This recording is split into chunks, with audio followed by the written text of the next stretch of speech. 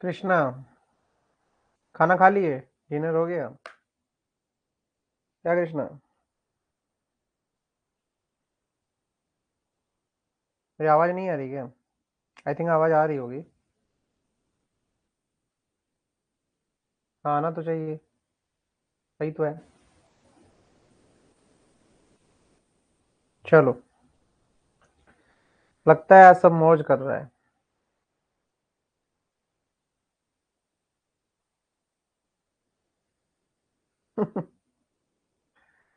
Announcement तो हो रखा है बाबा, कोई आएगा तब ना। बहुत लेट करके आने का शौक हो गया लोगों को। मैं टाइम इसीलिए लेट रखता हूँ तो भी नहीं आते हैं, बताओ। खैर, ठीक है, करते हैं हम लोग शुरू। जिसको पढ़ना है तो पढ़ेगा ही। बात देखो, ये इंपॉर्टेंट लेसन चल रहा है क्योंकि ये तुमको ना इंटरव्यू में भी तुम्हारी जान ले लेगा। ये जो टॉपिक है, ये इंटरव्यू में भी तुम्हारी जान लेने की कैपेबिलिटी रखता है। बायोडाइवर्सिटी ना एक बहुत बड़ा टॉपिक है, छोटा मोटा टॉपिक है नहीं। क्योंकि इसमें काफी ज्यादा क्वेश्चन आते हैं और काफी डिफिकल्ट लेवल के क्वेश्चन आते हैं। अगर तुमको डिटेल में पता ना हो गया उसके बारे में तो तुम्हारी गलतियां जरूर होंगी। ठीक है, तो इसके बारे में तुमको डिटेल में खबर होनी चाहिए कि ये बायोडाइवर्सिटी क्या बता रहा है। ठीक है, चलो बताते हैं। जैसे मैं बात करता हूँ बायोडाइवर्सिटी की, बायोडाइवर्सिटी में क्या बोलता है, it is a number and variety of living organism present in a specific geographical region. सबसे जरूरी चीज क्या बोला, पहला बात तो नंबर, ठीक है, और दूसरा बात है वैरायटी। ठीक है, नंबर की जब बात करते हो तो एक वर्ड आता है जिसको हम बोलते हैं स्पीसीज रिचनेस। स्पीसीज की रिचनेस मतलब कितना ज्यादा अमाउंट में वो स्पीसीज मौजूद है, वो स्पीसीज रिचनेस को दर्शा रहा है। और एक होता है स्पीसीज डाइवर्सिटीज। ठीक है, मतलब उनमें कितनी डाइवर्सिटी है, मतलब वो उनकी जो प्रजातियां हैं उनमें कितने वेराइटीज हैं। ठीक है, तो species number and species diversity जो है वो लिविंग ऑर्गेनिज्म का एक जगह में जो मौजूद होता है, उस एक स्पेसिफिक ज्योग्राफिकल लोकेशन में, उसको हम बायोडाइवर्सिटी बोलते हैं। ये बड़ा ही सिंपल वर्ड है। ठीक है, ज्यादा एक्सप्लेनेशन नहीं है इसमें। बट हाँ, इसमें क्या कंफ्यूज करेगा कि जब इसकी बात करता है वो बोलेगा कि बायोडाइवर्सिटी क्या टाइम के साथ बदलती है। यस, बायोडाइवर्सिटी टाइम के साथ बदलती है। और जब ये टाइम के साथ बदलती है तो इसको हम क्या बोल देते हैं फिर, इकोलॉजिकल सक्सेशन। पता होना चाहिए इकोलॉजिकल सक्सेशन क्या होता है। Over a period of time अगर किसी इकोसिस्टम में या किसी बायोडाइवर्सिटी में कोई चेंजेस आ रहा है, ठीक है, तो उसको हम इकोलॉजिकल सक्सेशन बोलते हैं। यहाँ पे सिर्फ बात यह है स्पेसिफिक ज्योग्राफिकल लोकेशन की। स्पेसिफिक ज्योग्राफिकल लोकेशन में जो एनिमल्स और लिविंग ऑर्गेनिजम्स मिल रहे हैं उन्हीं की बात चल रही है। गुड इवनिंग ज्योति, गुड इवनिंग।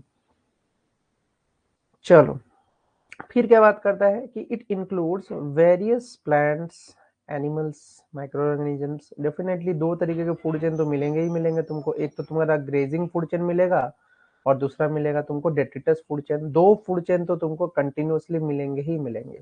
ठीक है, ये चीज तो बड़ा ही कंफर्म है। क्या बोलता है, the genes and the ecosystem found by them. एक जीन्स बनता है, एक इकोसिस्टम, दोनों ही अलग अलग तरीके के यहाँ पे जरूर मिलते हैं। फिर क्या बोलता है कि it relates to the diversity among the living organism on the earth। ठीक है, एक अर्थ पे जितने भी लिविंग ऑर्गेनिज्म हैं उनमें जो डाइवर्सिटी मिलती है उस पे ये चीज डिपेंड करता है। Including the diversity within and between the species and that within and between the ecosystem they form. Clear समझ में आ रहा है? एक तो जैसे कि मैं बात करता हूँ, मैं एक ही स्पीसीज के अंदर डाइवर्सिटी, जैसे कि मैं अगर बात करता हूँ, कोई कोई डॉग ब्लैक डॉग होता है, ठीक है, ब्राउनिश डॉग होता है, ठीक है, व्हाइटिश डॉग होता है। ठीक है, variety of coloured of dogs मिल रहे हैं, बट हैं क्या, सब तो स्पीसीज एक ही स्पीसीज के चट्टे बट्टे हैं। ठीक है, बट इनकी जो वैरायटी है वो अलग अलग है। तो विद इन द स्पीसीज जब बात की जा रही है तो तुम्हारी क्या, डाइवर्सिटी की बात की जा रही है। इसके अलावा क्या है कि इकोसिस्टम टू इकोसिस्टम भी डिफर करता है। जैसे कि मैं अगर बोलूं, तुमने पानी में चलने वाले सांप अलग होंगे, पहाड़ों में उड़ने वाले सांप अलग होंगे, जमीन पे चलने वाले सांप अलग होंगे। ठीक है, अब स्नेक की बात करते हो तो सारे के सारे स्नेक तो पानी में नहीं मिलते हैं ना, बट है, एक है तुम्हारा एक्वाटिक इकोसिस्टम में, एक है टेरेस्ट्रियल इकोसिस्टम में। तो अलग अलग इकोसिस्टम में मौजूद होने के बावजूद, ठीक है, उनमें वैरायटी दिख रही है ना, स्नेक्स में भी वैरायटी होती है। ठीक है, तो इसी तरीके से ये बायोडाइवर्सिटी का एग्जाम्पल था। आगे चलते हैं, तो बायोडाइवर्सिटी का कंजर्वेशन क्यों जरूरी है, ये क्वेश्चन सीधा सीधा आएगा कि बायोडाइवर्सिटी का कंजर्वेशन क्यों जरूरी है। पहला पॉइंटर प्रोटेक्शन, पहले इनकी प्रोटेक्शन की जरूरत है। दूसरा है अपलिफ्टमेंट, अपलिफ्टमेंट करना है इनको। तीसरा है management of biodiversity in order to derive sustainable benefits from present and future generation. सही बात है। अगर हम क्या करेंगे कि बायोडाइवर्सिटी को हटा रहे हो, बायोडाइवर्सिटी को हटाया कैसे जा सकता है, बायोडाइवर्सिटी का डेथ हो सकता है। हाउ इट इज पॉसिबल, कैसे हो सकता है, अगर मैं बात करूं एक बायोडाइवर्सिटी का जो डेथ है वो कैसे पॉसिबल हो सकता है, कोई पूछेगा बायोडाइवर्सिटी का डेथ कैसे होगा। ठीक है, एक मिनट। ठीक है, तो बायोडाइवर्सिटी का जो डेथ होगा वो कैसे होगा, ये चीज कोई भी पूछ सकता है तुमसे। तो उसके लिए क्या बताओगे कि बायोडाइवर्सिटी का डेथ कैसे होगा, कोई पूछेगा तो क्या बताओगे, कोई भी पूछेगा तो कैसे बताओगे कि क्या डेथ है, क्या कैसे कहानी बनेगा। ठीक है, ये सब चीज अगर पूछ देता है तो इस चीज के बारे में कैसे कोई बता सकता है कि क्या डाइवर्सिटी होगा, बताओ।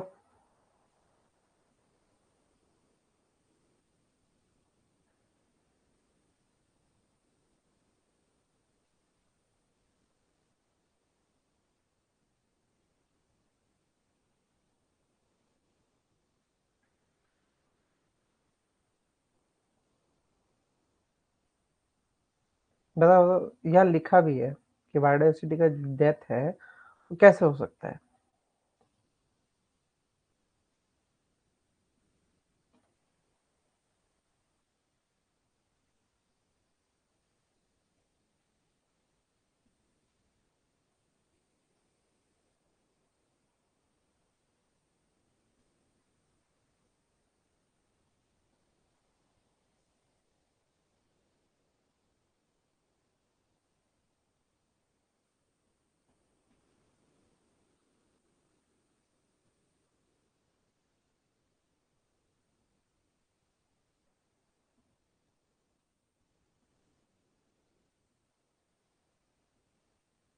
बताओ कैसे हो सकता है ये, कोई भी बताओ, 4 पॉइंट या 1 पॉइंट बता सकते हो। एंथ्रोपोजेनिक एक्टिविटी की वजह से डिफोरेस्टेशन हो रहा है। ठीक है, डिफोरेस्टेशन होने से क्या प्रॉब्लम होगा, सबसे बड़ी प्रॉब्लम क्या आती है। देखो, अगर मैं बात करता हूँ, डिफोरेस्टेशन ना सिर्फ ट्री के कटने से डिफोरेस्टेशन हो रहा है ये नहीं बोल सकते हो। कभी कभी क्या करते हो तुम, श्रब्स या फ्लावरिंग प्लांट्स इनको भी मार देते हो। तो अगर एक श्रब्स एंड फ्लावरिंग प्लांट्स का डेथ हो जाएगा तो ऑटोमेटिकली हनी बी जो है या जो इंसेक्ट्स हैं जो कि पॉलिनेटर्स हैं, वो क्या होंगे, वो और पॉलिनेट नहीं कर पाएंगे, तो उनका भी एक तरीके से डेथ हो जाता है। ठीक है, तो इस तरीके से तुम बोल सकते हो कि this is also a kind of sequence that is going on. ठीक है, अब तुम बोल रहे हो सॉइल इरोजन, यार ये सब सॉइल इरोजन जो है ये सब एंथ्रोपोजेनिक एक्टिविटीज के अंडर ही आ जा रहा है। ठीक है, ग्लोबल वार्मिंग दोनों तरीके से हो सकता है, नेचुरली हो सकता है, एंथ्रोपोजेनिक हो सकता है, उसको नहीं कंसिडर कर सकते हैं।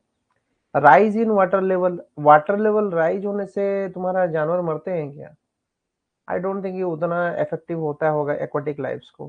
ठीक है, लेकिन हाँ, ऑयल स्पिलिंग से हो सकता है, ऑयल स्पिलिंग से डेथ हो सकता है, 100% डेथ हो सकता है। ठीक है, या तुम सोनार टेक्नोलॉजी यूज करोगे, ठीक है, तो उन तरीके के टेक्नोलॉजी से अगर यूज करोगे जिनसे क्या होता है, हानिकारक हो कोस्टल लाइफ को, तो वो सब चीजें खतरनाक हो सकती हैं। ठीक है, दैट इज पॉसिबल कि उनसे प्रॉब्लम्स क्रिएट हो सकते हैं। ठीक है, यहाँ पे उसने क्या बोला कि biodiversity conservation has a 3 main objective. पहला तो सबसे जरूरी चीज है कि प्रोटेक्ट करना ही है। ठीक है, अब ये सारा जो टॉपिक है बायोडाइवर्सिटी, ये किससे रिलेटेड है, तुम्हारा biological diversity act 2002। Biological diversity act 2002 उससे रिलेटेड है। कौन, ये जो टॉपिक है ये फुल्ली उससे रिलेटेड है, ठीक है। लेकिन हमको क्या जानने की जरूरत है, ये जो बायोलॉजिकल डाइवर्सिटी एक्ट 2002 है, ठीक है, इसमें कुछ चीजें बताई गई हैं, बायोडाइवर्सिटी कंजर्वेशन के बारे में बताया गया है। अब ये बायोडाइवर्सिटी कंजर्वेशन समझने की जरूरत क्यों है, क्योंकि तुम इससे पहले जो टॉपिक पढ़ चुके हो, जिसमें कि तुम इंडिकेटर स्पीसीज, कीस्टोन स्पीसीज, तुम्हें अम्ब्रेला स्पीसीज, इनके बारे में जब तुम पढ़ चुके हो, तुमको इनके इंपोर्टेंस के बारे में पता होना ही चाहिए, ठीक है। तो उनका प्रिजर्वेशन जरूरी है बोल के ये 3 ऑब्जेक्टिव के साथ वो आया था, ठीक है। एक तो बोला है कि to preserve the diversity of the species, ये तो सही बात है कि डाइवर्सिटी को मेंटेन करना जरूरी है, क्योंकि अगर एक ही डाइवर्सिटी के पर्सन्स ग्रो करते जाएंगे, अगर कंपटीशन होगा ही नहीं, तो उसका अगर राज चलेगा, वो क्या करेगा, पूरे डाइवर्सिटी को, पूरे इकोसिस्टम को कोलैप्स कर सकता है, खतरनाक हो सकता है, वो डेंजरस हो सकता है। फिर आता है क्या, sustainable utilization of the species and ecosystems, sustainable utilization of the species and ecosystems, ठीक है, ये भी सही बात है। अगर आप किसी स्पीसीज को अंधाधुन इस्तेमाल करोगे, ठीक है, तो वो भी खत्म हो जाएगा, ठीक है, इकोसिस्टम पे प्रेशर नहीं डाल सकते हो, ठीक है। फिर बोलता है लाइफ सपोर्टिंग सिस्टम है, एसेंशियल इकोलॉजिकल प्रोसेस के लिए वो काम आता है, जैसे पॉलिनेटिंग बोला तुमको एजेंट्स, क्योंकि पॉलिनेटर से नेक्टर बनेगा, नेक्टर से तुम्हारा आगे कहानी बनेगा, ठीक है, ये सब चीजें पता होना चाहिए। ये तो बहुत ही सिंपल है, बायोलॉजी के स्टूडेंट सब जानते ही हैं इसको। तो ये 3 ऑब्जेक्टिव उसके हैं ही। फिर आता है तुम्हारा इम्पोर्टेंस। इम्पोर्टेंस तो जान ही रहे हो क्यों इम्पोर्टेंस है, ठीक है। सबसे पहला पॉइंटर की अगर हम बात करें इम्पोर्टेंस में, तो वो बोलता है importance is related to your genetic diversity, ठीक है। सबसे पहला इंपॉर्टेंट है जेनेटिक डाइवर्सिटी। दूसरा क्या है, प्रोटेक्ट फ्रेश वाटर रिसोर्सेस। तीसरा क्या है, speedy recovery from natural disasters. अब मैं इनके ना एक एक एग्जांपल के साथ समझाता हूँ। जैसे कि जेनेटिक डाइवर्सिटी इंपॉर्टेंट क्यों है, बात आती है जेनेटिक डाइवर्सिटी इंपॉर्टेंट क्यों है। अब सपोज करो कि अगर तुम एंटीबॉडीज पैदा नहीं कर पाओगे, एंटीबॉडीज, ठीक है, अगर बात करते हैं एक तुम्हारा पर्टिकुलर बैक्टीरिया या फंगाई है, उसका अगर उसी स्पीसीज का अगर और तरीके का जेनेटिक डाइवर्सिटी बना के तुम उसके एंटीबॉडीज बना रहे हो, तभी ना पॉपुलेशन जिंदा रहेगा, बीमारी कम होगी। तो वही बात आ रही है, जेनेटिक में डाइवर्सिटी ला के ही तो ये काम हो पा रहा है, मेडिकल साइंस में तुम्हारे क्यूरिएशन हो पा रहा है, ठीक है। दूसरा बोलता है fresh water resources. Fresh water resources के लिए कौन से प्लांट ग्रो करने होंगे, जो कि तुम्हारे क्या होंगे, लेस वाटर एब्जॉर्ब करते होंगे, ठीक है। अंधाधुन ग्राउंड वाटर को नहीं, मतलब एवापो ट्रांसपिरेशन का जो उनका प्रोसेस है वो स्पीडी ना हो, कम हो, वैक्सी कोटिंग वाले हो, थोड़ा एवापोरेशन का रेट, उनका ट्रांसपिरेशन का जो रेट है वो थोड़ा कम हो। ऐसा नहीं है कि वो इतना हो कि मतलब सीधा का सीधा ग्राउंड वाटर को चूस के ऊपर छोड़ दिया, ये भी खतरनाक है, ये नहीं होना चाहिए। तीसरा चीज आता है speedy recovery of the natural disaster. जैसे कि हम बात करते हैं मैंग्रोव्स, हम पढ़े थे मैंग्रोव्स के बारे में, ठीक है। इसमें क्या होता है कि वो फ्लड मैनेजमेंट का भी काम करता है, कोस्टल जोन्स को प्रोटेक्ट करता है फ्लड से, क्योंकि उसके रूट्स जो होते हैं वो डीपली रूटेड होते हैं, तो वो दलदली इलाके में पानी को रोकता है पुल करके। ये तो क्लियर है। तीसरा बात करता है maintain the balance in the ecosystem. अगर हम बात करते हैं बैलेंस, तो बैलेंस क्या है, बड़ा ही सिंपल है, कीस्टोन स्पीसीज की जैसे कि हमने बात की थी, वो बैलेंस ही तो कर रहा था। बायोडाइवर्सिटी का होना इसलिए जरूरी है। Sustainability and growth. सस्टेनेबिलिटी की ग्रोथ तो बहुत ही सिंपल वर्ड है, दिस इज वेरी इजी, इसको तो बताने की जरूरत नहीं है। प्रोविजन फॉर फूड सिक्योरिटी, ये भी सही बात है यार, अगर जानवर बचाओगे नहीं तो फूड सिक्योरिटी भी डिस्ट्रॉय हो रहा है, ठीक है। एडेप्टेशन टू डिफरेंट हैबिटेट्स, ये भी सही है, डिफरेंट हैबिटेट्स को एडेप्टेशन की जरूरत पड़ती है, ठीक है। एक ऑर्गेनिज्म को दूसरे तुम्हारे सूटेबल इकोसिस्टम में डालोगे तभी वो जिंदा रहेगा, अदरवाइज नहीं रहेगा, ठीक है। फिर आता है क्या है, बायोलॉजिकल रिसोर्स को प्रोटेक्ट करना। जैसे देश विदेश में अलग अलग तरीके की बायोलॉजिकल रिसोर्सेज मौजूद है, जैसे कहीं पे टी फेमस है, तो कहीं पे तुम्हारा सेब फेमस है, कहीं पे तुम्हारा क्या है, उसका बेर फेमस है। तो इस तरीके से उसकी बायोलॉजिकल रिसोर्सेज को अगर प्रोटेक्ट नहीं करोगे तो भी तो प्रॉब्लम है, तो उसको तो प्रोटेक्ट करना जरूरी है, क्योंकि वो उसका इंडिजीनियस है।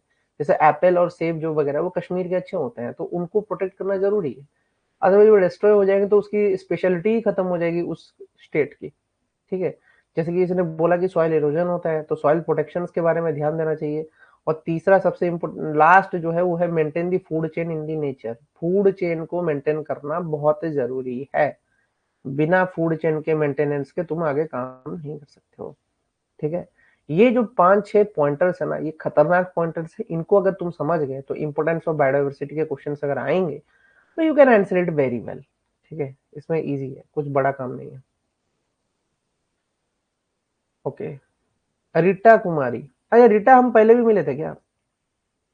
मैं तुम्हारा नाम भूल जाता हूँ यार, तुम लोग आते हो एक एक दिन में, कभी कभी घूमते फिरते, मेरे को कैसे ही याद आएगा।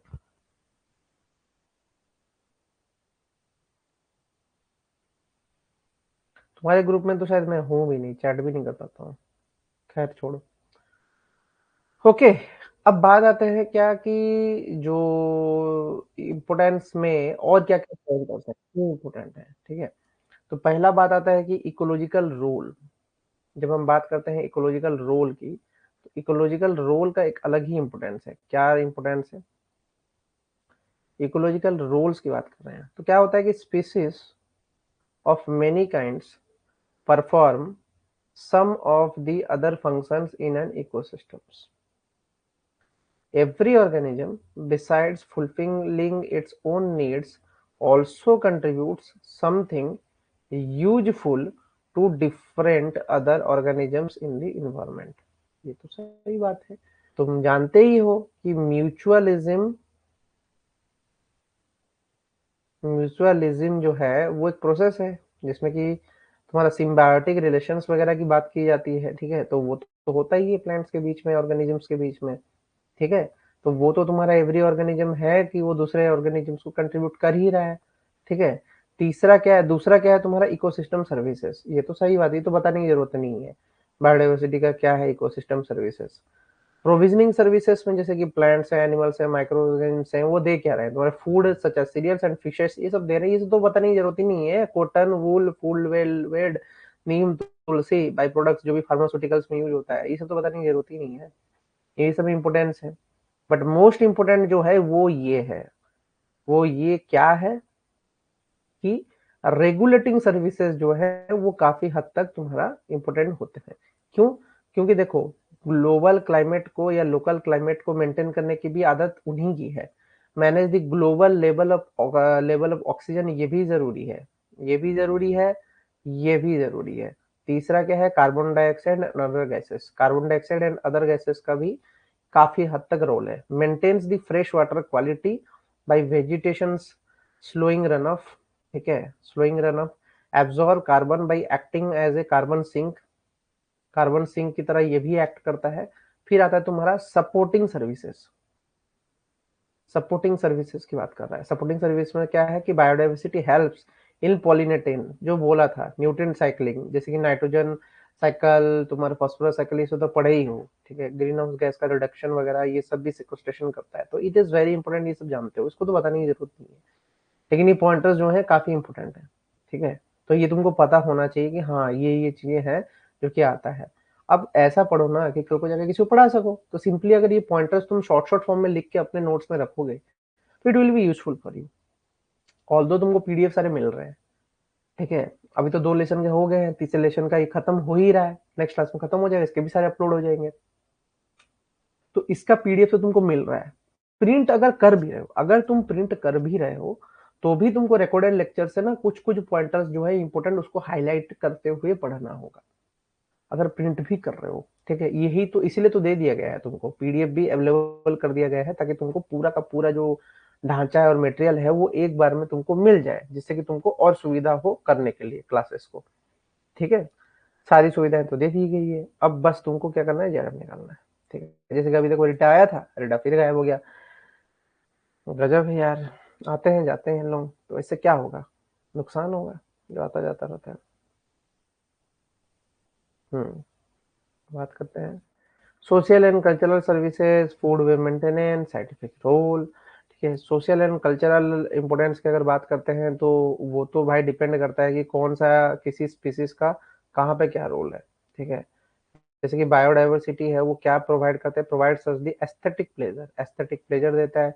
It provides recreational avenues reach biological diversity, encourage tourism in a region, tourism को एनकरेज करता है। क्या है फिर कि biodiversity helps in maintaining the food webs को मेंटेनिंग में हेल्प करता है। Higher the diversity of an ecosystem, more complex is going to be the food web because there are so many options to eat। सही बात है, more complex हो जाता है। फिर क्या आता है, scientific role. Biodiversity help in a scientific research, education and monitoring. ठीक है, biodiversity help in the scientific research, education and monitoring. Simple सी बात है। तो साइंटिफिक रिसर्च में भी हेल्प कर रहा है, एजुकेशन पर्पस में भी हेल्प कर रहा है और मॉनिटरिंग में भी हेल्प कर रहा है। ठीक है, सही बात है। साइंटिफिक रिसर्च तो करते ही वो, प्लांट जीनोमिक्स पे तो बात चलती है, इंस्टीट्यूट्स है। इन्वेजिव स्पीसीज हुआ तुम्हारा, एलियनेटेड स्पीसीज हुआ तुम्हारा, एक्सोटिक स्पीसीज हुआ तुम्हारा, इंडिजिनियस स्पीसीज हुआ, इन सब पे तो स्टडी चल ही रहा है, एजुकेशन और मॉनिटरिंग उस पर हो ही रही है। हम क्यों कर रहे हैं इतना शोध? क्योंकि हमको अगर न्यू जेनेटिक मटेरियल मिलता है जिसका बहुत यूजफुलनेस है, तो उसका जिन पूल को ग्रो करके हम क्या नया क्यूर पैदा कर सकते हैं। तो फार्मास्यूटिकल्स में इंपोर्टेंस है साइंटिफिक रोल का, तो इट इज वेरी यूजफुल। ठीक है, ये चीज तो क्लियर है। फिर आता है तुम्हारा डाइवर्सिटीज। ठीक है, कि कितने टाइप के तुम्हारे बायोडाइवर्सिटी होते हैं। सबसे इंपॉर्टेंट क्वेश्चन ये भी है कि types of biodiversities,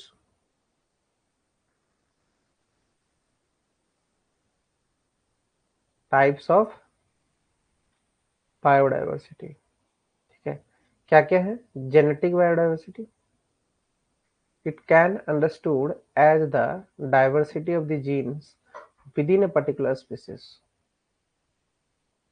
It can be understood as the diversity of genes within a particular species। सही बात है, जेनेटिक मतलब within a particular species। This diversity ensures that some species can survive disruption, disruption को survive कर सकते हैं, disrupt नहीं होते हैं। ठीक है, इजीली सर्वाइव कर सकते हैं। फिर क्या आता है, thus genetic diversity gives us beautiful butterflies, roses, corals and fruits in myriad hues, sizes and shapes। ठीक है, myriad hues, sizes and shapes, beautiful butterflies, roses, corals, fruits and myriad hues, size and shapes। ठीक है, genetic diversity इसको बता रहा है। फिर आता है तुम्हारा species diversity. Species diversity, it refers to variety of species within a particular geographical region। ठीक है, वैरायटी ऑफ स्पीसीज है पर्टिकुलर ज्योग्राफिकल रीजन में। ठीक है, species which are different from one another do not interbreed naturally, एक दूसरे से interbreed naturally नहीं करते हैं। ठीक है, हाउएवर स्पीसीज डाइवर्सिटी में देखो एक दूसरे से इंटरब्रीड तो नहीं कर रहा, however closely associated species can have a lot of similarity in their hereditary characteristics। hereditary characteristics में सेम है। For example, humans and chimpanzee have 98.4% genes which are same। Correct है, चिंपैंजी और एनिमल हमारे बीच में तो बहुत सारी सिमिलरिटी है ही है, तो इसमें तो बताने की कोई जरूरत है ही नहीं। ठीक है, तो स्पीसीज डाइवर्सिटी का मीनिंग तुम समझ रहे हो क्या है? Variety of species with in a particular geographical locations. तो स्पीसीज में तो है, लेकिन वो इंटरब्रीड नहीं करेंगे। जैसे चिंपांजी के साथ ह्यूमन थोड़ी रिप्रोडक्शन कर सकता है, ये दैट इज नॉट पॉसिबल, तो ये पॉसिबल नहीं है। तो वही स्पीसीज डाइवर्सिटी में बोल रहा है कि इंटरब्रीड नहीं कर सकते हो, but still there is a diversity in the species diversity. Genetic diversity, species diversity हो गया। अब चलते हैं इकोसिस्टम डाइवर्सिटी पे। ठीक है, इकोसिस्टम में भी एक डाइवर्सिटी होता है जिसको हम कम्युनिटी डाइवर्सिटी भी बोलते हैं। अब इसमें क्या हो रहा है भाई, इसमें अगर बात करते हैं, it refers to the diversity of different biological community और ecosystems like forest, deserts, lakes, corals. ये तो बहुत सिंपल है। इकोसिस्टम के बीच में डाइवर्सिटी, अलग अलग चेंजेस, अलग अलग तरीके के टाइप्स ऑफ इकोसिस्टम्स, उन्हीं की बात चल रही है। ठीक है, क्योंकि इकोसिस्टम एक बड़ी यूनिट है, बायोम का यूनिट है। वो बायोम होता है ना क्लाइमेटिकल जोन, उसमें अलग अलग तरीके के इकोसिस्टम दिखते हैं, तो उसके जोन्स हैं। तो as the ecosystem changes, species best adapt to the particular ecosystem becomes predominant। Thus, biodiversity also depends on the nature of the ecosystems। ठीक है, बायोडाइवर्सिटी जो होता है वो नेचर ऑफ द इकोसिस्टम्स पे भी डिपेंड करता है। क्लियर? अब आता है टाइप्स ऑफ डाइवर्सिटी। जैसे कि हमने पढ़ा था अभी तक टाइप्स ऑफ डाइवर्सिटी में, उसका एक एग्जांपल लेके चलते हैं। तुमको यहाँ पे दिख रहा होगा जीन्स में चेंजेस। ठीक है, फिगरेटिव व्यू में अगर देखें तो क्या होता है, बेसिकली डीएनए आरएनए में चेंजेस, जीन में चेंजेस, तो जेनेटिक डाइवर्सिटी दिखेगा।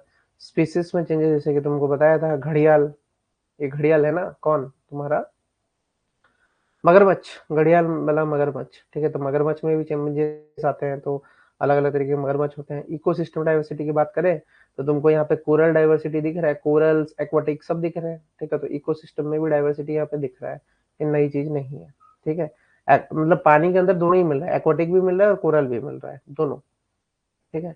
अब बात आता है थ्रेड्स, जो कि थ्रेड्स मौजूद है, कौन कौन से थ्रेड्स हैं जो कि बायोडाइवर्सिटी के लिए चैलेंजिंग है, कि बायोडाइवर्सिटी को सरवाइव होने से ये रोकते हैं, जो जो थ्रेड्स कौन कौन से मौजूद है। ठीक है, थोड़ा जूम कर देता हूँ क्योंकि ये दिखेगा नहीं तुमको, ठीक है। अब मैं चलता हूँ यहाँ पे, जो उसने थोड़ी देर पहले बोला, ठीक है, land use and C U changes, ठीक है, land and C U changes. तो land and C U changes में तुमको एक चीज दिख रहा होगा, ठीक है। क्या इसको एक्सप्लेन कर सकते हो, लैंड एंड सी यूज में तुमको क्या ऐसा हो रहा है कि तुम इसको एक्सप्लेन कर सकते हो? What you able to see in this thing, बताओ।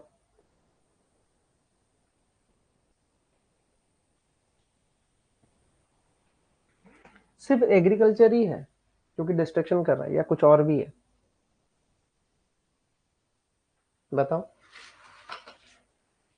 और क्या क्या land use and sea use changes हैं जो कि खतरनाक हैं तुम्हारे उसके लिए?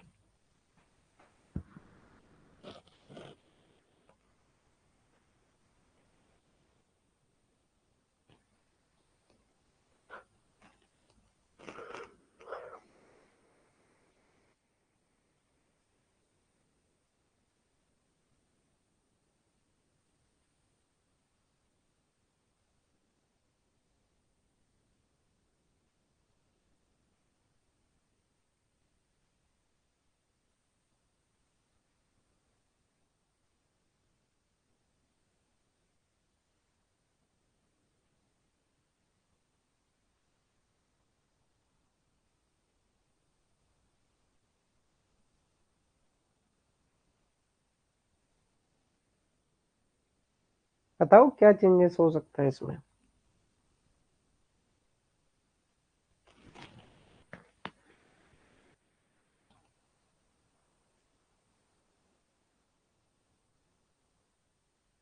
नहीं नहीं, वो ठीक है, लेकिन वो बोला ना लैंड एंड सी यूज में, फिशिंग इन ऑयल स्पिल बोला मैंने, use of pesticides in this oil, okay. इससे क्या होगा, पेस्टिसाइड यूज होने से क्या होगा भाई?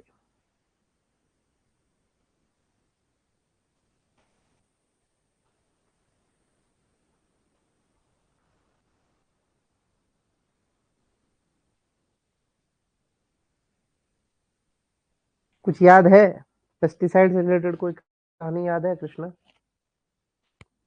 बताओ।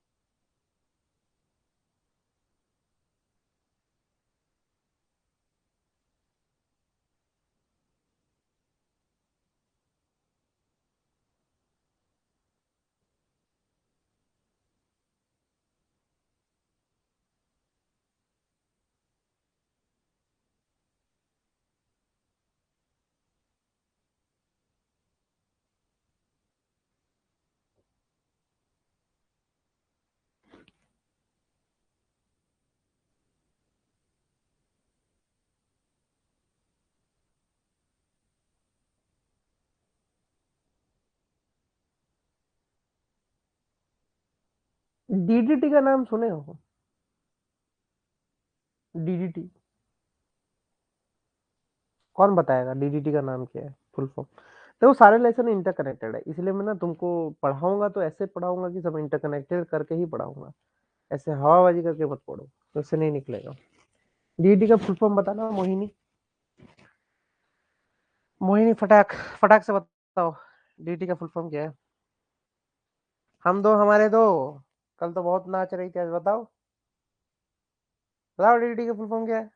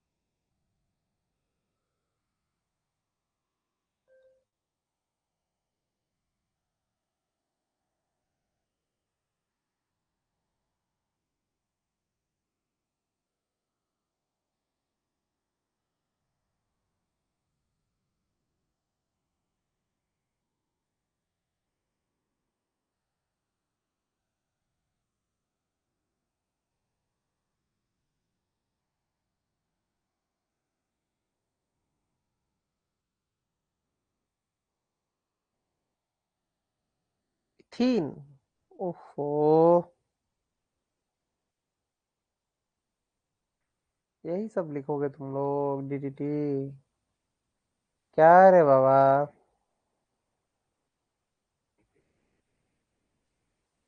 गजब ही खेल देते हो तुम लोग।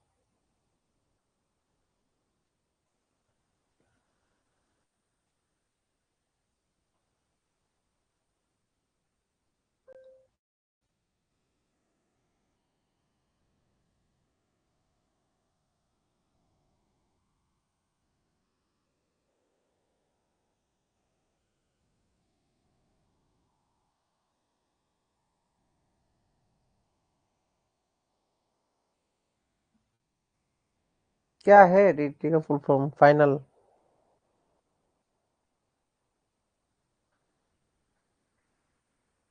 इतना सारा बोल दियो हो, क्या सही है? Sir please over the class, feeling sleepy, कल जाना है ऑफिस। ओवर द क्लास तुम्हारे हिसाब से? Sir already return. अबे तुम जाओ ना, तुमको किसी ने मना किया है? तुमको भूख लग रहा है, प्रॉब्लम है, तुम जाओ, हम क्यों क्लास ओवर करें? हम तुमको पहले ही बता चुके हैं, हम हमारा क्लास ओवर करना 1 घंटे से पहले मेरे हाथ में है ही नहीं, क्योंकि वो उतना रेस्ट्रिक्शन मेरे हाथ में ही नहीं है। मैं उसको ओवर कर ही नहीं सकता हूँ 1 घंटे से पहले, अनलेस उसमें ऐप में कोई इशू ना आए, तब ऑटोमेटिक ऑफ हो जाता है। Dichloro diphenyl are don't be offend, मेरे हाथ में है ही नहीं, मैं क्या करूं, मेरे हाथ में है ही नहीं।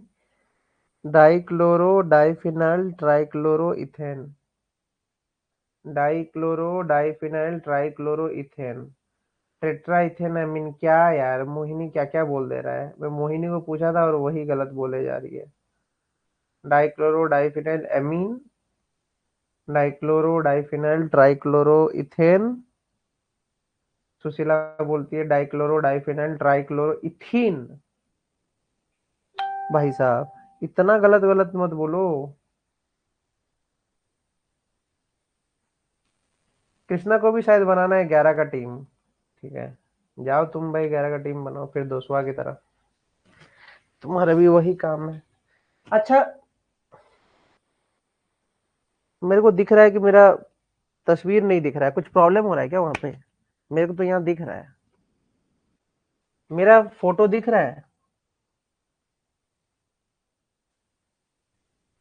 याद नहीं रहता है ऐसे। ऐसा कैसे याद नहीं रहता है भाई? याद रखवा करो ना।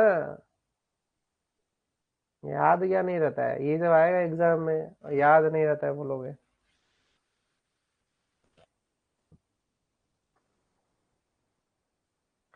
ठीक है, तो ठीक है, तो इसका अगर जैसे डीडीटी का यूज वगैरह हुआ, सॉइल तुम्हारा डिस्ट्रॉय पूरा, काम का नहीं रहेगा। ठीक है, फिर आता है तुम्हारा पोल्यूशन। तो सही बात है कि पोल्यूशन से, जो तुम बोले अभी, वही डीडीटी का नाम लिया, तो पोल्यूशन से भी इफेक्ट हो ही रहा है। फिर आता है तुम्हारा स्पीसीज का ओवर एक्सप्लोटेशन। स्पीसीज का ओवर एक्सप्लोटेशन मतलब क्या है? ओवर फिशिंग किया।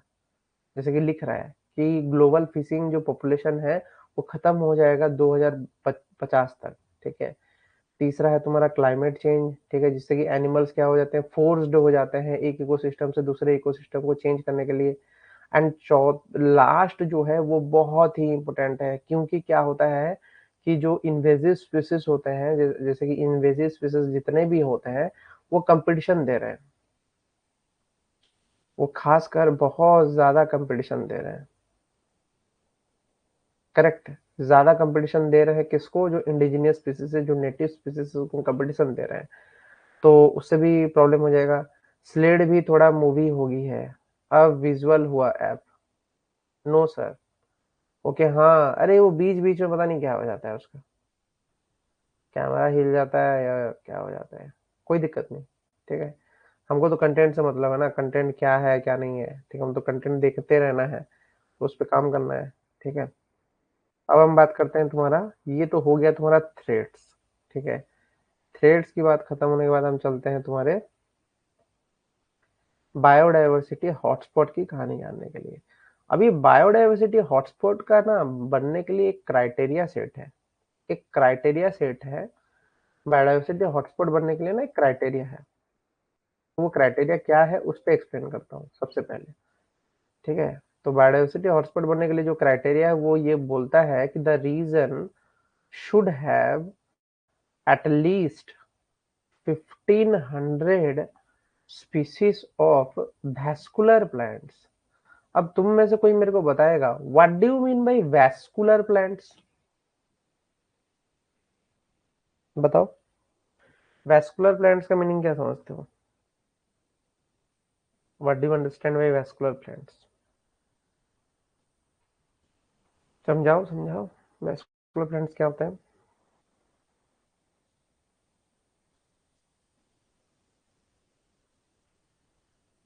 हाँ, तो वैस्कुलर सिस्टम क्या होता है उसी के बारे में थोड़ा बहुत मैं आइडिया लेना चाहता हूँ तुम लोगों से। क्या पता है तुम लोगों को? जाइलम प्रेजेंट होते हैं, तो जाइलम एंड फ्लोएम क्या करते हैं? क्या काम है दोनों का? बताओ। Pteridophytes are vascular plants, okay, correct. और क्या है?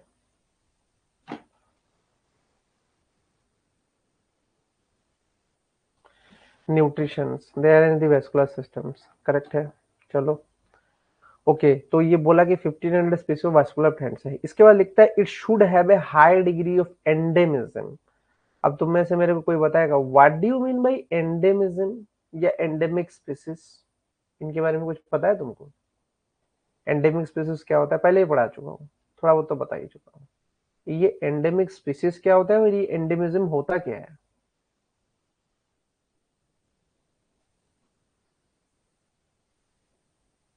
But endangered. सुशीला पीएचडी करके ऐसे ऐसे बातें करता है, मेरे को भाई भाई डिक लगता है, पढ़ा है कि नहीं कुछ सही सही। High degree of endemism, high degree of endemism का मीनिंग क्या है?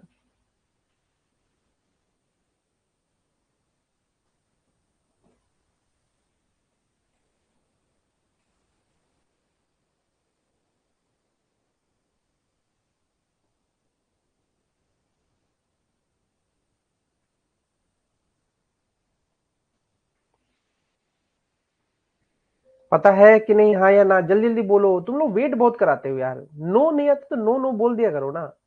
इतना वेट करेंगे तो कैसे तुम चलेगा बाबा, क्लास भी तो करना है।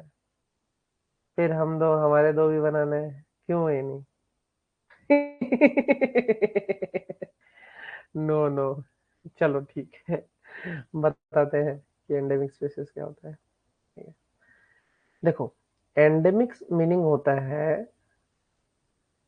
कि एक पर्टिकुलर लोकेशन के लिए वो कन्फाइंड होगा, एक पर्टिकुलर लोकेशन को कन्फाइंड होगा।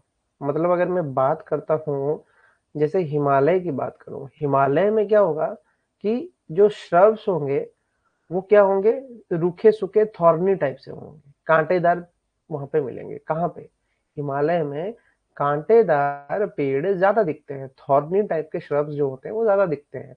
वो लोकल जगह पे नहीं दिखेगा, टेरेस्ट्रियल जगह पे नहीं दिखेगा। क्यों? क्योंकि वो उसी जगह के लिए बना है। तो जो भी स्पीसीज एक पर्टिकुलर जगह के लिए बना है उसको हम एंडेमिक स्पीसीज बोलते हैं। ठीक है, एक पर्टिकुलर रीजन तक ही वो कन्फाइंड है। तो यही वो चीज बोल रहा, यही चीज वो बोल रहा है कि हाई डिग्री ऑफ एंडेमिज्म उसमें होना चाहिए। ठीक है, तो हाई डिग्री ऑफ एंडेमिज्म जब होगा तो उसमें क्या होगा, उससे उसको फायदा मिलेगा। क्लियर? तो हाई डिग्री ऑफ एंडेमिज्म का क्या बेनिफिट होता है तुम्हारा? अगर हाई डिग्री ऑफ एंडेमिज्म होगा 1500 स्पीसीज का तो उससे क्या फायदा होगा उसको?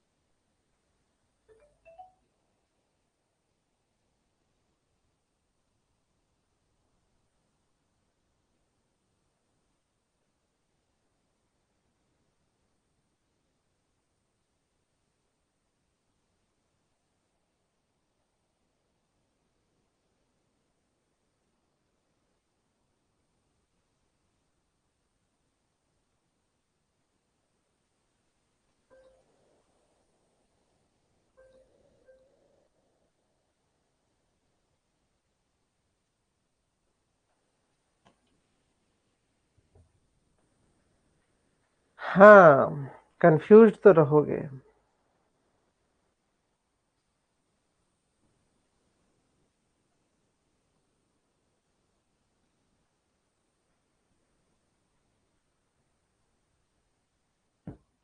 तो ये जब बात कर रहा है इसकी कि हाई डिग्री ऑफ एंडेमिज्म होगा, तो हाई डिग्री ऑफ एंडेमिज्म का मीनिंग क्या है कि वो जो लोकेशन होगा वो इतना वैस्कुलर प्लांट से वो हो जाएगा, भर गया होगा कि उससे क्या होगा, वो न्यूट्रिएंट साइक्लिंग तुम्हारा, एवापोट्रांसपिरेशन जो प्रोसेस चलना चाहिए क्योंकि सिस्टम है वो तेजी से चलता है।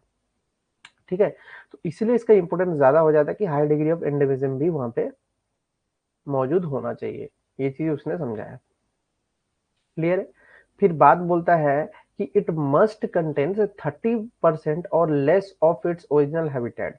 It must be threatened. ठीक है, पहली बात तो थ्रेटेंड बोला। थ्रेटेंड का मीनिंग क्या होता है कि थ्रेटेंड स्पीसीज का मीनिंग क्या समझते हो?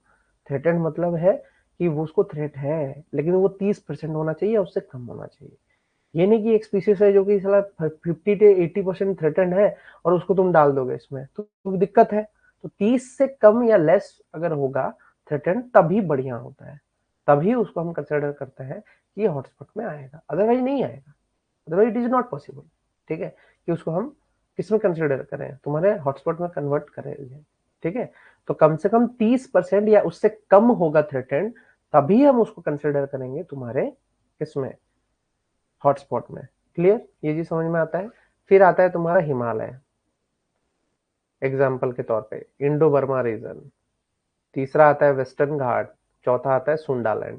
ठीक है, ये जो है ये चार तुम्हारे क्या है, बायोडाइवर्सिटी हॉटस्पॉट है जो अलग अलग जगह पे मौजूद है। ठीक है, ये जो बायोडाइवर्सिटी हॉटस्पॉट्स है ये इंपॉर्टेंट है। ये तुम्हारे इंडिया के बायोडाइवर्सिटी हॉटस्पॉट है जो कि चार मौजूद हैं पूरे चारों तरफ में। अब इसमें भी वेस्टर्न घाट जो है वो बहुत एनरिच्ड है। ठीक है, इंडो वर्मा के अलावा वेस्टर्न घाट जो है बहुत ज्यादा एनरिच्ड है तुम्हारे इंडिजिनियस स्पीसीज वगैरह से, ठीक है। तो इसके बारे में तुमको पता होना चाहिए। क्लियर।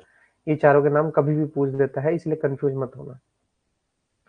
फिर बात आता है वाई मेजर द बायोडाइवर्सिटी। बहुत जरूरी चीज है, पहले भी बता चुका हूँ कि बायोडाइवर्सिटी को मेजर करना क्यों जरूरी है। फिर कहानी आती है why we should measure a biodiversity, what the importance, ठीक है।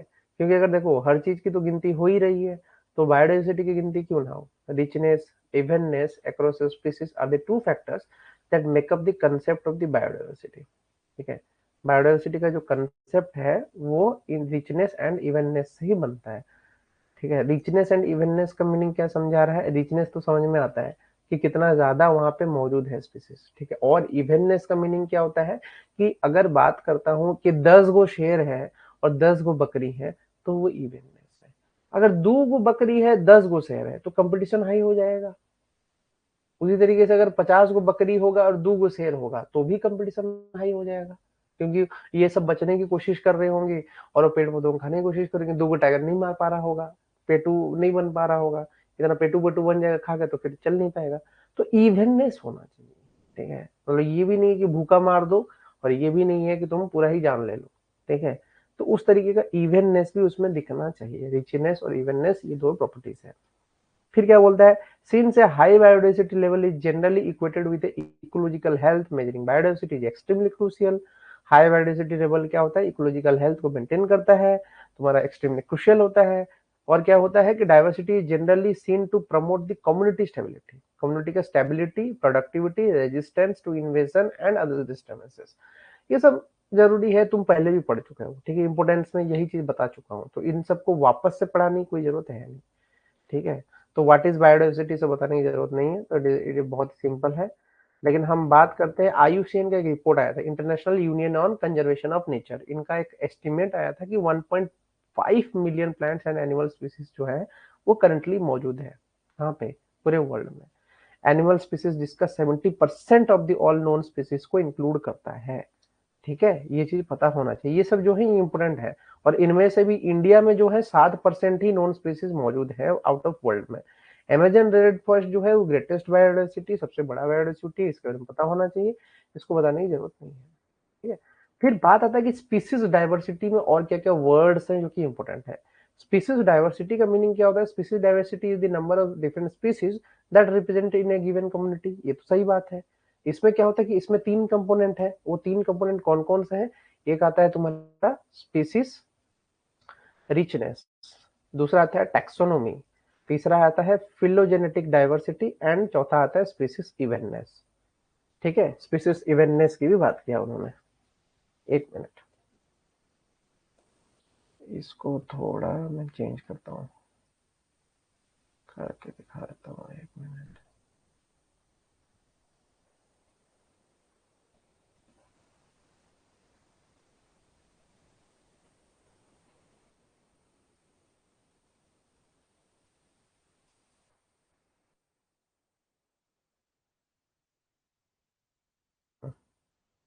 ठीक है, तो अगर मैं बात करता हूँ यहाँ पे तुम्हारा, ठीक है। तो इसमें बात किया स्पीसीज रिचनेस का, टैक्सोनॉमी का, फिलोजेनेटिक डाइवर्सिटी का, एंड स्पीसीज इवेंटनेस का। अब इसमें हम सबसे पहले वर्ड पढ़ने जा रहे हैं स्पीसीज रिचनेस, ठीक है। स्पीसीज रिचनेस का सिंपली, जैसा कि तुमको पहले भी बता चुका हूँ, स्पीसीज रिचनेस का सिंपल सा मीनिंग है ए काउंट ऑफ स्पीसीज, मतलब कितने स्पीसीज मौजूद है। Number of different species represented in an ecological community, landscape और ए रीजन, ठीक है। इसको हम क्या बोलते हैं, species richness. Species richness do not take the abundance of the types of the into account. कितना एबंडेंस है वो नहीं देखा जा रहा है। It is not same thing as the diversity which does not take the abundance into the account। इसमें species richness में हम एबंडेंस की इतनी बात नहीं कर रहे हैं, ठीक है। हम क्या कर रहे हैं, सिर्फ काउंट कर रहे हैं, सिर्फ काउंटिंग कर रहे हैं डिफरेंट स्पीसीज का, और कुछ नहीं कर रहे हैं, ठीक है। It is popular diversity index in ecology because it can be used when abundance data is not available for the data of interest. ज्यादा डाटा नहीं होगा तो भी इसको यूज किया जा सकता है, ठीक है। तो स्पीसीज रिचनेस के बारे में सिंपली याद रखो कि ये काउंट ऑफ स्पीसीज को बताता है, ठीक है। फिर आता है तुम्हारा फिलोजेनेटिक डाइवर्सिटी, ठीक है। सेकेंड वर्ड जो है वो है तुम्हारा फिलोजेनेटिक डाइवर्सिटी, ठीक है। तो फिलोजेनेटिक डाइवर्सिटी क्या होता है? It measure the biodiversity which incorporates phylogenetic differences between the species. अब ये मेरे को कोई बताओगे, what do you mean bye phylogenetic?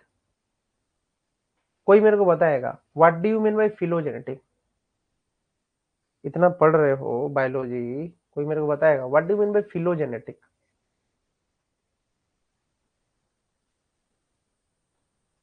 बताओ भाई, फिलोजेनेटिक क्या होता है?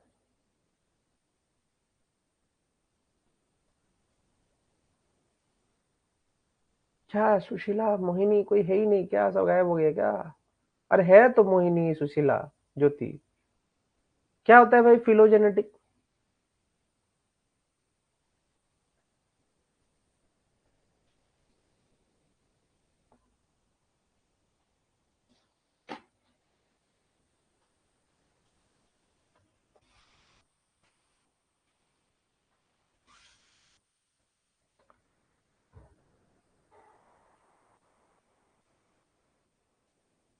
अरे बताओ यार, नहीं पता है तो नो बोलो, नो नो।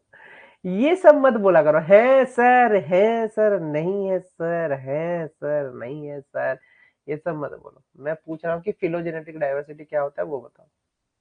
जो वर्ड तुमको पूछे उसका मीनिंग बताओ, फिलोजेनेटिक डाइवर्सिटी क्या होता है? ठीक है, बताओ।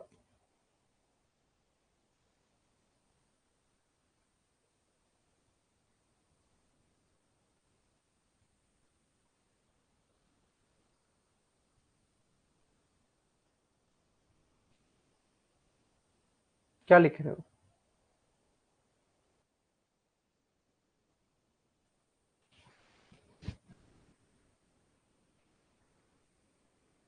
आह, ओके, तुम लोग बहुत टाइम लेगा। ठीक है, मैं तुमको सिंपली बताता हूँ क्या होता है, ठीक है। एक फिलोजेनेटिक का मीनिंग होता है इवोल्यूशनरी, ठीक है, डेवलपमेंट एंड डाइवर्सिफिकेशन। मतलब क्या है कि तुम अपने एंसेस्टर से कितना बदलाव आया है, तुम्हारे एंसेस्टर से तुम्हारे अंदर, ये होता है फिलोजेनेटिक डाइवर्सिटी। क्लियर? इसके बारे में तुमको पता चल गया। कॉमन एंसेस्टर से कितना चेंजेस आ रहा है, वही लिखा है ना, डाइवर्जेंस। डाइवर्जेंस फ्रॉम कॉमन, तुम्हारे एंसेस्टर से तुम्हारे अंदर कितने बदलाव आए हैं, ये होता है फिलोजेनेटिक डाइवर्सिटी। ठीक है, ये कोई बड़ी वर्ड नहीं है जो तुम इसको इतना कंफ्यूज होकर पढ़ रहे हो। इसके बाद आता है तुम्हारा species evenness. Species evenness is a diversity index that quantifies how close is the number each species in an environment is। ठीक है, the evenness of community is mathematical representative. मतलब क्या बताया ना कि वो जो 10 शेर और ये वाला जो कहानी है कि एक इन्वायरमेंट में जो स्पीसीज है वो कितने एक दूसरे से क्लोज है नंबर्स में, अलग अलग स्पीसीज जो है कितने एक दूसरे से क्लोज क्लोज है, इसको हम बोलते हैं स्पीसीज इवेननेस। इसको मेजर करने के लिए कौन सा एक इंडेक्स यूज होता है? Pielou evenness index, where h is the number of derived from the Sampson diversity index, h max is the maximum possible value of h।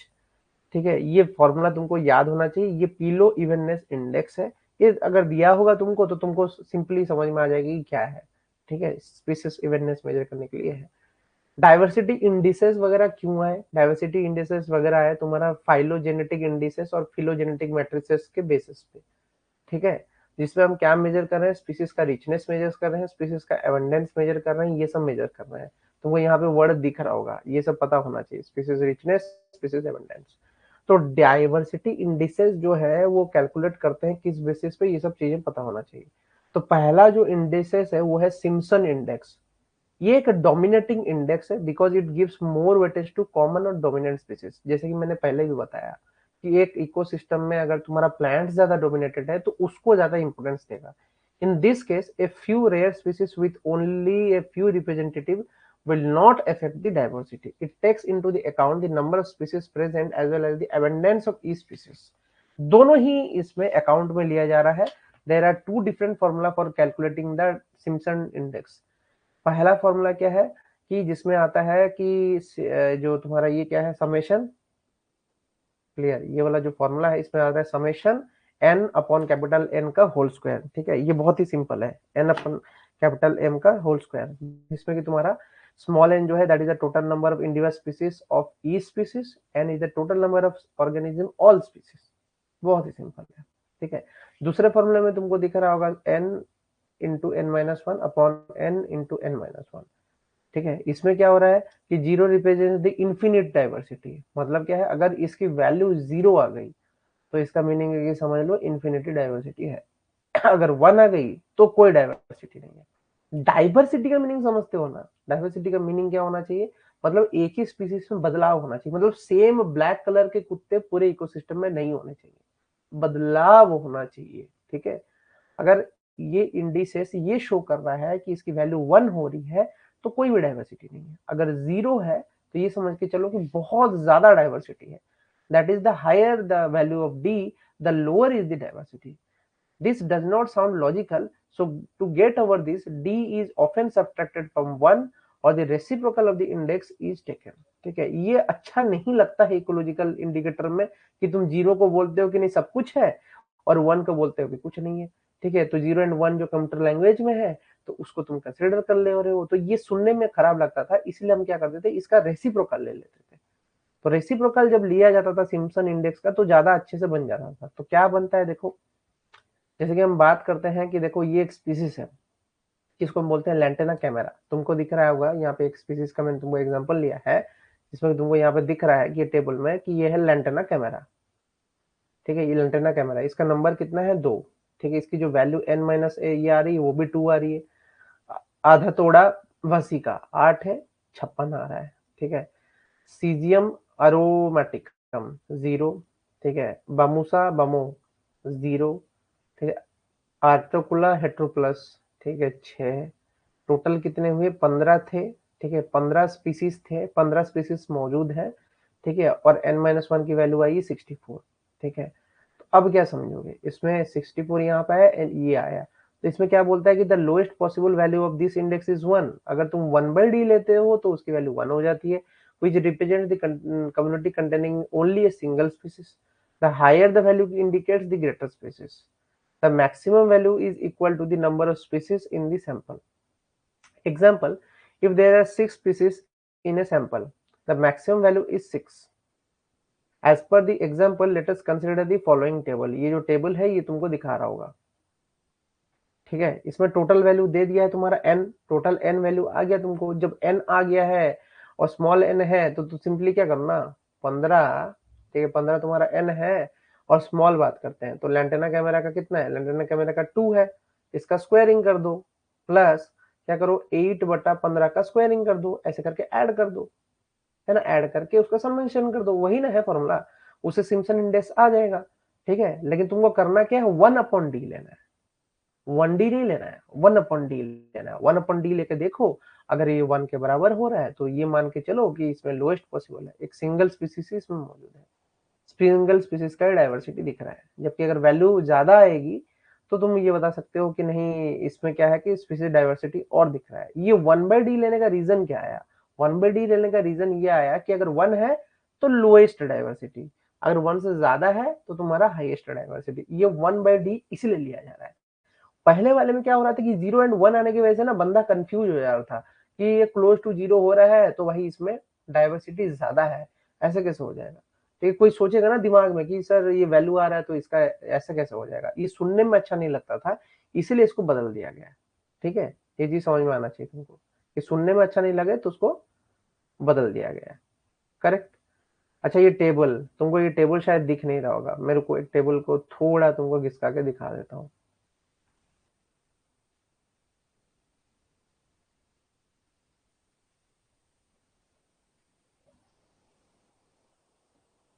ठीक है, अब देखो, अब दिख रहा होगा तुमको, अब तुमको शायद दिख रहा होगा टेबल क्या है, ठीक है। ये मेजरिंग है, ठीक है। ऐसे वैल्यूज दिए होंगे, गिनती कर लिया, उसके बाद n-1 निकाल दिया तो उसमें से भी वैल्यू निकल गया। जब n और n इंटू n-1 निकाल लियो तो बहुत ही ईजी है ना, उसके बाद तो तुम सिम्पसन इंडेक्स डालो और निकाल लो अपनी वैल्यूज को, ठीक है। लेकिन 1/d करोगे तो क्या होगा कि फायदे में रहोगे, क्योंकि उसमें तुमको और अच्छे से समझ में आता है, वो बहुत ईजी हो जाता है तुम्हारे लिए 1/d जब बोला जाता है। क्लियर, ये चीज समझ में आ रहा है? ठीक है, अब बाकी का जो रहेगा हम नेक्स्ट क्लास में देखेंगे। एक इंडेक्स और है, उसके बाद तुम्हारा जो बायोलॉजिकल वाला पार्ट है वो कवर आउट हो जाएगा। लेकिन जाने से पहले मैं एक चीज और दिखा ही देता हूँ तुमको, जो कि इम्पोर्टेंट है। ठीक है, ये flow chart, this flow chart is very important. ठीक है, हम कर क्या रहे हैं, बायोडाइवर्सिटी कंजर्वेशन मेजर करते रहे, हम कर क्या रहे हैं। ठीक है, तो ये जो फ्लो चार्ट है ये बहुत ही इंपॉर्टेंट है। तुम यहाँ पे नोटिस कर सकते हो कि तुम इसी से नोट्स बनाओगे, ऐसे ही नोट्स बनाया करो, ज्यादा बेटर रहेगा। जैसे कि बायोडाइवर्सिटी एंड कंजर्वेशन की बात करते तो सबसे पहले जानने की क्या जरूरत है कि किस तरीके से कंजर्व करोगे। दूसरा क्या है कि जो बायोडाइवर्सिटी उसका पैटर्न कैसे बिहेव कर रहा है ये जानना तुम्हारे लिए जरूरी है। फिर क्या है कि उसमें कौन कौन से डाइवर्सिटी है, जेनेटिक डाइवर्सिटी कैसा है, इकोलॉजिकल बैलेंस कैसा है, स्पीसीज डाइवर्सिटी उसमें कैसा है। स्पीसीज डाइवर्सिटी में क्या आ जाता है, स्पीसीज रिचनेस एंड स्पीसीज इवेंटनेस, इन दोनों टर्म्स को हम देखते हैं और इन दोनों से हम स्पीसीज डाइवर्सिटी फाइंड आउट करते हैं। ठीक है, फिर क्या आता है कि कंजर्वेशन में क्या आएगा, एक तो अर्थ पे खुद ही ऑर्गेनिज्म खुद ब खुद कन्वर्जर हो रहा है, वर्ल्ड समिट वगैरह होते हैं कंजर्वेशन को लेके। ठीक है, फिर अप्रोचेस आते हैं वर्ल्ड समिट से कि नहीं किस तरीके से किया जाए। तो उसमें भी दो तरीका होता है, एक तो तुम्हारा एक्सितु, एक्सितु मतलब क्या है कि तुम लाके कहीं जीन को उसे प्रिजर्व करोगे, जीन को लाके कहीं प्रिजर्व करोगे एक ऑर्गेनिज्म का। इन सीटू क्या है कि तुम नेशनल पार्क बनाओगे, बायोडाइवर्सिटी हॉटस्पॉट्स बनाओगे जिससे कि वो प्रोटेक्ट हो सके। ठीक है, रीजन क्यों कर रहे हो, क्योंकि हम ये देख रहे हैं कि ज्यादा से ज्यादा हार्मफुल ना हो, इसका ब्रॉड एस्पेक्ट्स भी है और एथिकली हमको डेफिनेटली कंजर्वेशन करने चाहिए। ठीक है, लॉस ऑफ बायोडाइवर्सिटी किन किन प्रोसेस से होता है, पहले तो हैबिटेट का लॉस होता है और फ्रेगमेंटेशन होता है, टूट जाता है।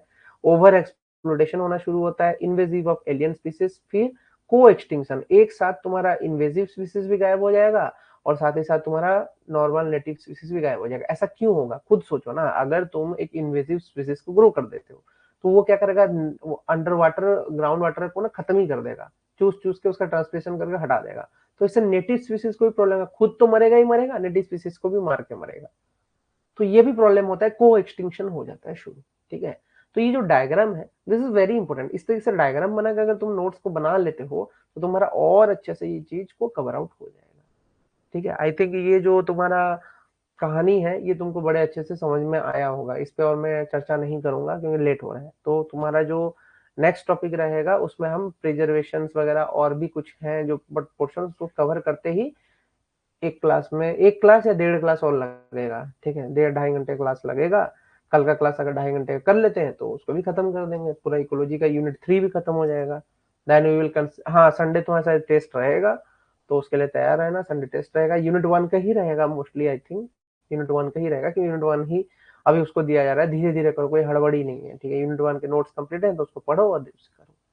ठीक है, और जो रेगुलर है क्लास में उसी को मिलेगा, पहले भी बता रहा हूँ, अभी समझ ही नहीं आया वैरायटी। ठीक है, कोई नहीं मोहिनी, जो डाउट्स है तुम क्लास ग्रुप में लिख दो। ठीक है, नेक्स्ट क्लास में वापस से समझा देंगे, आज की क्लास में जो भी डाउट्स है उसको लिख दो। ठीक है, नेक्स्ट क्लास में वहीं से शुरू करेंगे, उसको वापस से समझाएंगे। क्लियर, वरीड नहीं होने का, वरीड तो नहीं होने का, जो रेगुलर है उसको वरीड होने की जरूरत नहीं है। क्लियर, चलो good night. Good night sir.